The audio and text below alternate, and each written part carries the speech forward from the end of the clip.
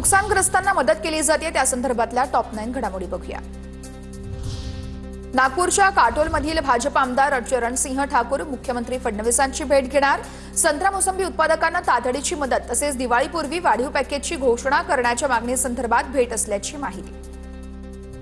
छत्रपती संभाजीनगरमधील नुकसानीची चंद्रकांत खैरेंकडून पाहणी। लासूर, परसोडा, हडस, पिंपळगाव, भानुवाडी, हर्सुल गावांमध्ये जाऊन शेतकऱ्यांसोबत संवाद। खैरेंनी अधिकाऱ्यांना तातडीने पंचनामे करण्याचे निर्देश दिले।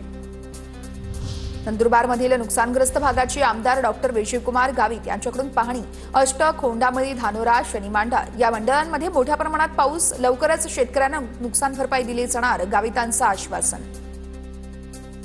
सोलापूरच्या अक्कलकोट तालुक्यातील किनी गावातील पूरग्रस्त शेतकरी मदतीपासून वंचित। मदतीसाठी शेतकऱ्यांचं पाण्यात उतरून आंदोलन। पंचनामे झाले मात्र मदत न मिळाल्यानं शेतकरी चांगलेच आक्रमक। सोलापुरातील विविध सामाजिक संस्थांकडून हजारो पूरग्रस्तांना जीवनावश्यक वस्तूंचं वाटप। दक्षिण सोलापूर तालुक्यातील अनेक गावांना पुराचा फटका। राज्यातील पूरग्रस्तांच्या मदतीसाठी सिद्धिविनायक गणपती मंदिर ट्रस्ट सरसावले। मुख्यमंत्री सहाय्यता निधीसाठी 10 कोटी रुपये देण्याचा निर्णय। ट्रस्टच्या कार्यकारी अधिकारी वीणा पाटील यांची माहिती।